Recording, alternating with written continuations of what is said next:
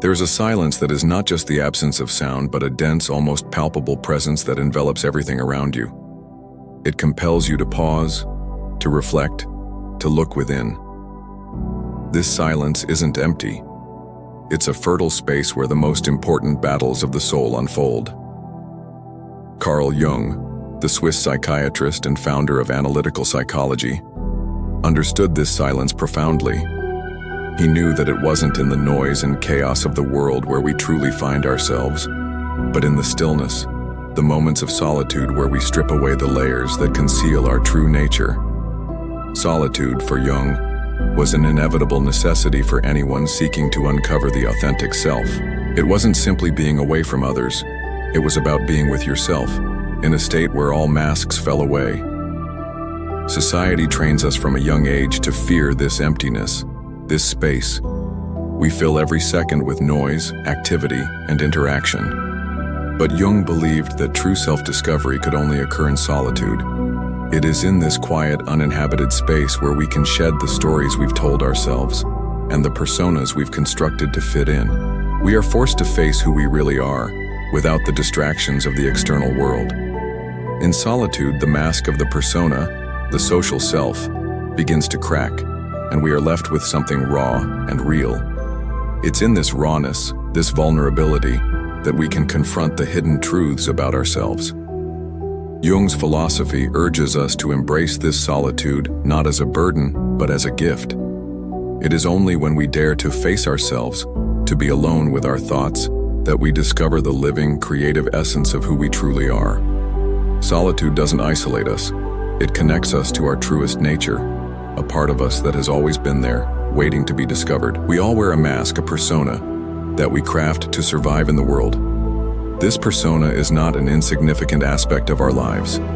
It is the intricate, carefully constructed facade that allows us to interact with society. It's composed of our beliefs, opinions, preferences, habits, and even the dreams we adopt, often shaped not from our own desires but from the expectations of others.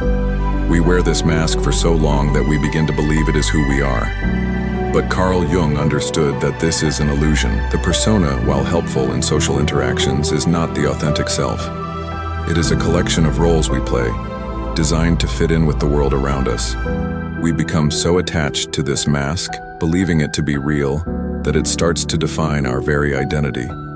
We live according to its demands, striving to meet the expectations of others, to receive their approval, and to gain validation. But what happens when we are stripped of these external validations? When we are left alone with our thoughts far from the gaze of others? Solitude arrives as a force capable of destroying this illusion. It is in solitude that we are confronted with the reality that much of what we thought was our identity is actually just a performance. In the silence, the roles we play dissolve, revealing the hollowness beneath. This process is not quick or painless. It's akin to a symbolic death. The persona, the mask that has protected us, begins to shatter, leaving us exposed and vulnerable. But this destruction is not an end. It's a beginning. It's in this moment of breaking down that something new can emerge.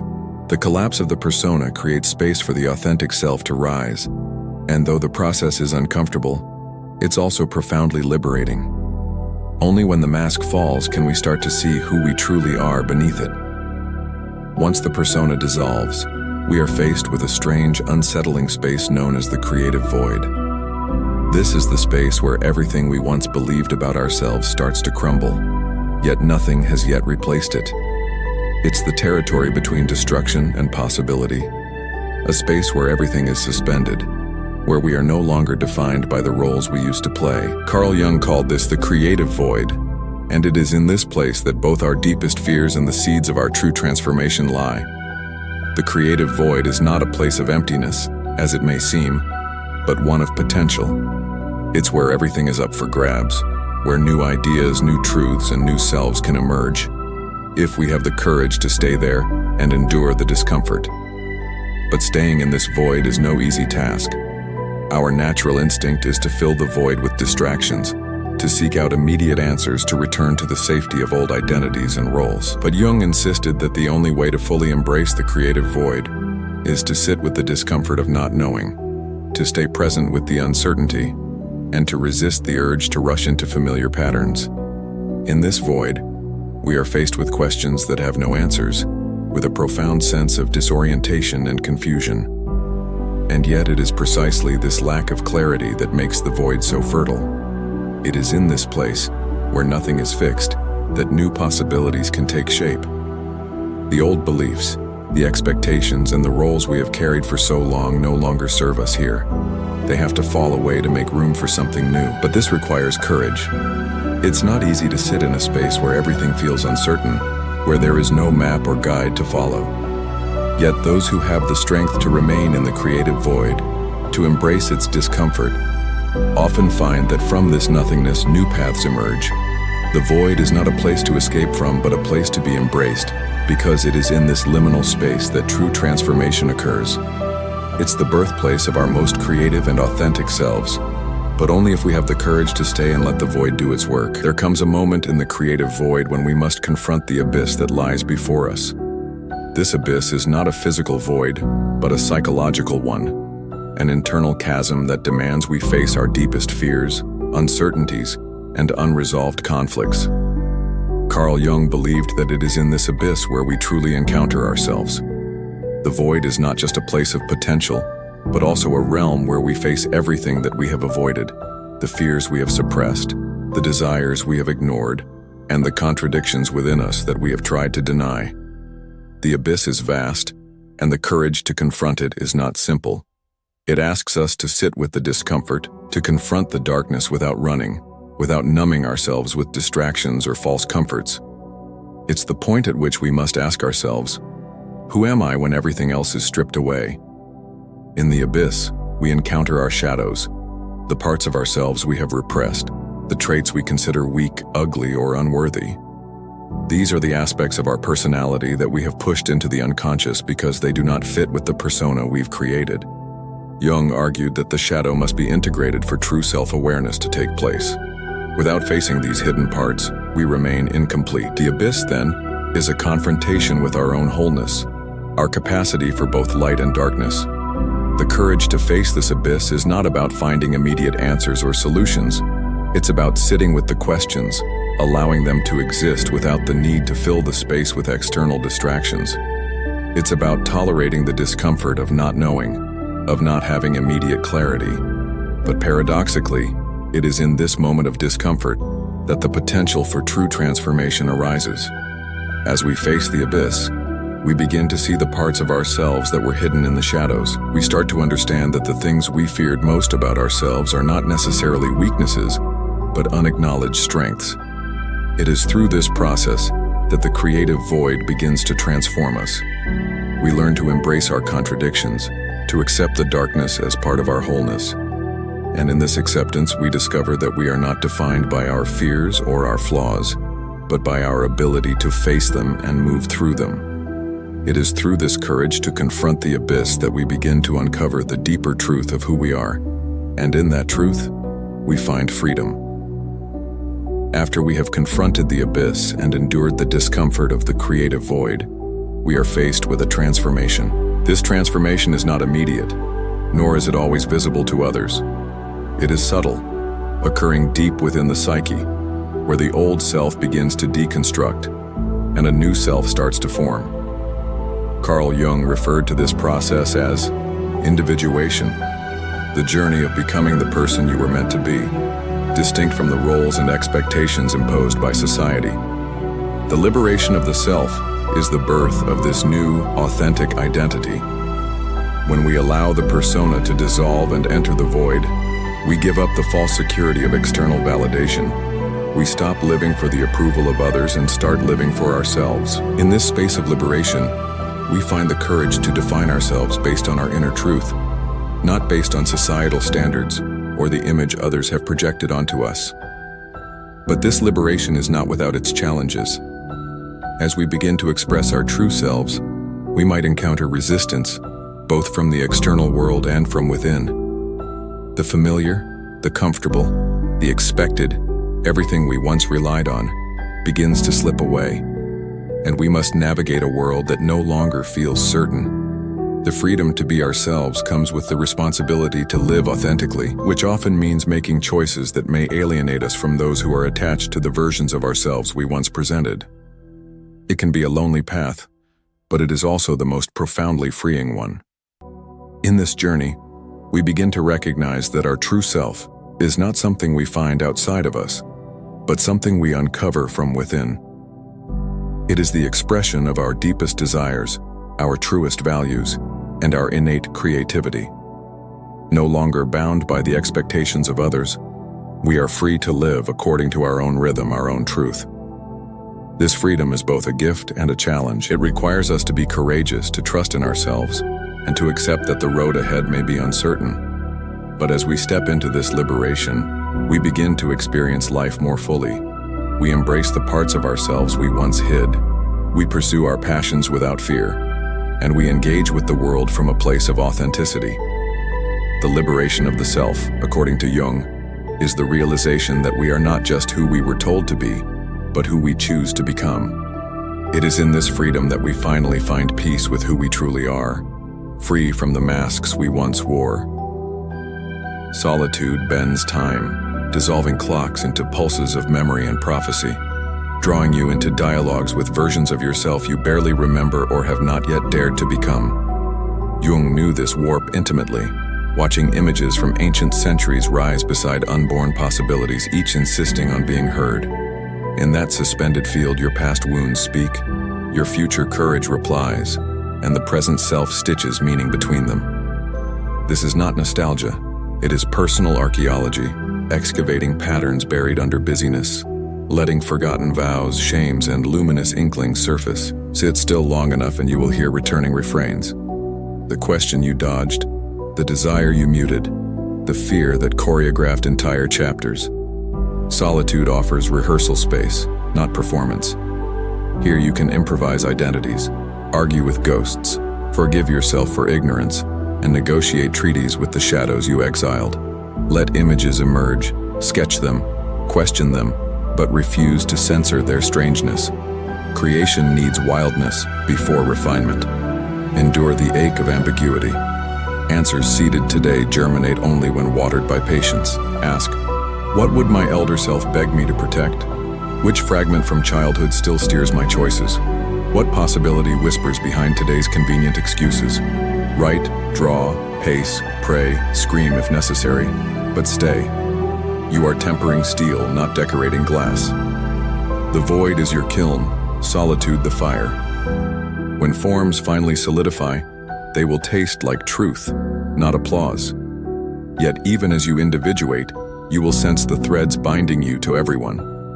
The archetypes that visit are communal ambassadors, reminding you your ache is shared. Knowing this does not lessen responsibility. It deepens integrity, because every healed nerve inside you hums hope into the wider field. Guard that hum. Let it guide your next brave experiment. Solitude is not retreat. It is strategy, conscience, compass. Step forward slowly, speaking from the center you reforged, willing to lose spectators rather than betray that center again. Freedom is weighty, yes, but so is pretending. Choose the burden that builds, not the cage that crumbles. Tonight, ask your silence for one image, one sentence, one honest directive. Obey it tomorrow.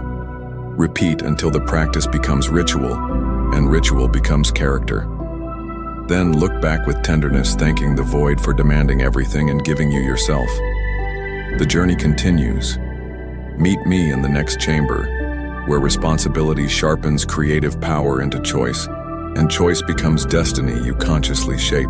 Responsibility arrives like a sudden weight in the palm you just opened to freedom, reminding you that every choice now is authored by the self you struggled to uncover, not by crowds or scripts. Jung warned. Individuation is a vow, not perfume, demanding translation of vision into deed each day. Solitude forged your compass. Steering begins here through tempests of doubt and glittering detours offered by old habits wearing new costumes. You cannot claim ignorance, the shadow named, the wound witnessed, the strength reclaimed, All insist on embodiment in gestures, conversations, creations, and boundaries that finally match intention each hour. Responsibility is supple, not rigid. It breathes, revises, learns, yet refuses betrayal of the soul's terrain. Each morning ask, what action honors last night's image? Each evening ask, where did I abandon myself, and how will I repair it tomorrow? Keep a ledger of presence. Never perfection, only honesty counts. Expect thinning circles. Some companions love the mask, not the marrow. Let grief teach, but not chain. Better the sharp ache of growth than the dull rod of compliance. When fatigue whispers quit, rest instead. Maintenance is mission. Pace yourself like a long-distance pilgrim guarding sacred fire through cold nights. Guard against missionary zeal. Offer example, not coercion. A quiet life ringing true inspires braver risks than shouted sermons. Your clarity carves pathways through collective fog, yet humility keeps knees bent before mystery. Pride swells fast. Puncture it with gratitude, laughter, and the memory of previous blindness again and again.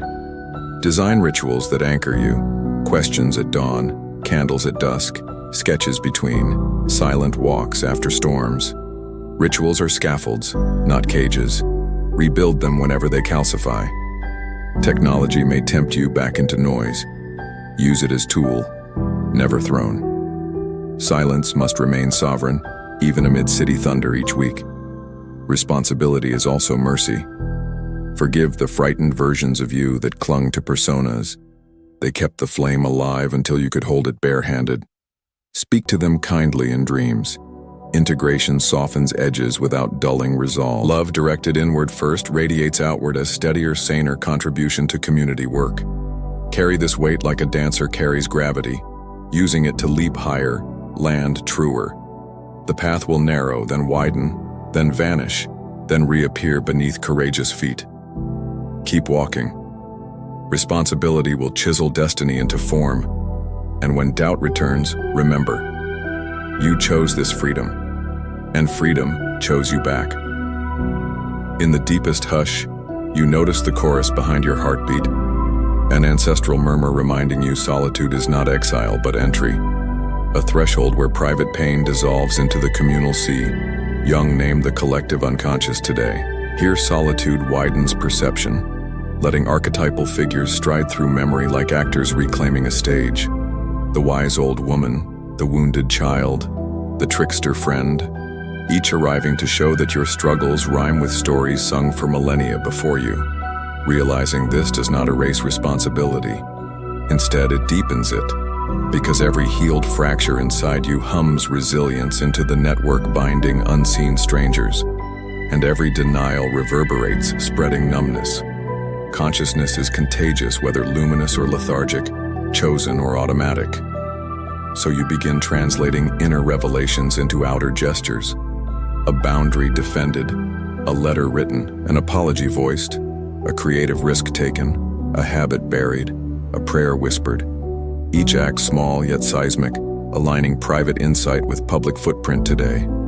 Grief lingers as companions fall away. People who loved your mask more than your marrow. Allow tears, honor memories, yet refuse regression, because solitude taught you to value truth over applause, and returning would be betrayal masquerading as comfort again. Design rituals that keep silence sovereign amid algorithms and alarms. Dawn questions, dusk candles, slow walks, inked dreams. Devices disabled on Sundays. Breath counted before decisions. Let practice become rhythm. Rhythm become character. Character become anthem you cannot betray ever. Humility must travel with certainty, puncturing pride with gratitude, humor, and the memory of previous blindness. Arrogance calcifies growth, while reverence keeps curiosity elastic, allowing revision without self-abandonment, courage without domination, clarity without cruelty toward your future and others nearby. When exhaustion whispers surrender, choose restoration instead. Rest is strategy, not failure. A disciplined pause preserving flame and focus, protecting the tender architecture still setting inside you. So tomorrow's labor emerges from fullness, rather than frantic scarcity of mind space. Tonight ask silence for one uncompromising sentence, one image, one directive carved like flint. Obey it at dawn, review it at dusk, and repeat until obedience becomes devotion. Devotion becomes momentum. Momentum becomes destiny consciously shaped by your hands daily. Meet me in the next chamber, where freedom hardens into choice and choice into consequence. There you will refine power with compassion, sculpt purpose from mystery, and walk forward knowing solitude was never punishment, only the doorway to yourself entire. Silence tightens now like a cold band around the heart, forcing you to stare at mortality without flinching, without bargaining, without borrowed beliefs or escapes. Jung called death a goal of life, not its enemy, a horizon demanding preparation, courage, and radical honesty about wasted years and misdirected devotion today. In solitude, the ticking clock dissolves into thuds of blood, each beat asking, what matters enough to protect when everything transient slides toward dust anyway? You inventory habits, alliances, trophies, resentments, noticing how many were adopted to avoid judgment, how few were chosen to honor soul, breath, imagination, and truth. Let terror rise. It is information, not failure, announcing the structures that crumble when confronted by nights without screens, crowds, or comforting commandments orphaned selves. Practice the last day method. Imagine dusk arriving forever, then ask which apology, creation, boundary, embrace, or departure would make that ending bearable, even sacred now. Write promises in plain ink, not performative neon. Your future self will audit receipts, demanding evidence you invested courage where convenience once dictated every compromise. Grief will visit, carrying faces who preferred your mask. Offer tea, bless lessons, release expectations, and let emptiness teach spaciousness instead of dragging you backward. Responsibility thickens here, a cloak woven from awareness. You cannot unknow shadows named, nor claim innocence when habits return disguised as duty, romance, or service. Ritualize remembrance. Candles, questions, breath counted before replies, devices sleeping during dawn, silent walks after storms, each practice anchoring freedom to form without fossilizing it. Humility must escort certainty, pricking pride with laughter, gratitude, and memories of blindness. Arrogance would calcify insight, turning living principles into brittle dogma overnight again. When exhaustion whispers surrender, choose restoration. Rest is strategy, not retreat, preserving flame and focus, making tomorrow's labor arise from fullness rather than panic inside. Ask darkness nightly for one uncompromising sentence, one flint-bright image. Obey at sunrise, review at dusk. Repeat until obedience becomes devotion, and devotion momentum embodied. Know this confrontation with death births fiercer tenderness because everything precious is temporary. Attention becomes prayer, kindness currency, and courage the only respectable extravagance left. Thus, solitude ceases punishing and proves initiatory, the chamber where you swear fidelity to the self that survived implosion and begin designing days worthy living. Step onward, holding mortality like a compass, not a shackle. Choose the burden that builds, bless the void that forged you, and meet destiny awake. Now that the void has tempered you, the final movement is integration, living the self you uncovered daily. Freedom without embodiment rots. Embodiment without reflection calcifies.